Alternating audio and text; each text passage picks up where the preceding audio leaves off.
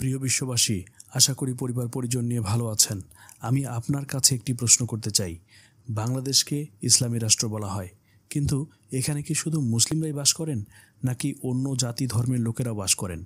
যদি এখানে মুসলমান, হিন্দু, বৌদ্ধ সহ অন্যান্য আরও ধর্মের লোকেরা বাস করে, তাহলে আজ গাজা, ফিলিস্তিনি সহ যে সকল দেশের ওপর ইসরায়েল সহ অন্যান্যরা নির্মমভাবে অন্যায় ও অবিচারে মানুষগুলোকে হত্যা করছে, সেখানে কি শুধু মুসলিমরাই মারা যাচ্ছে, নাকি অন্য ধর্মের লোকেরাও মারা যাচ্ছে? কী দোষ ছিল নবজাতক শিশুগুলোর যারা অবুঝ?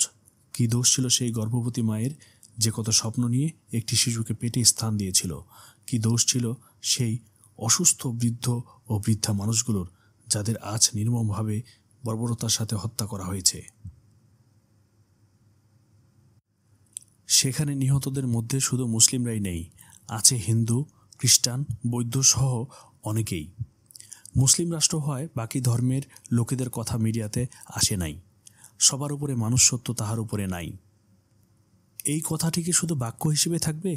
যদি সত্যি আপনার বিবেক জাগ্রত হয় এবং আপনি একজন বিবেকবান মানুষ হন, তাহলে বলুন তো, ধর্ম জাতি নির্বিশেষে একত্রিত হবার সময় এসেছে কিনা? যদি আপনার স্বজাতির প্রতি টান থাকে, তাহলে বর্তমানে ইসরায়েলের বিরুদ্ধে দাঁড়াবার সময় এসেছে কিনা? আমি ইসরায়েলের বিরুদ্ধে, আপনি আছেন তো?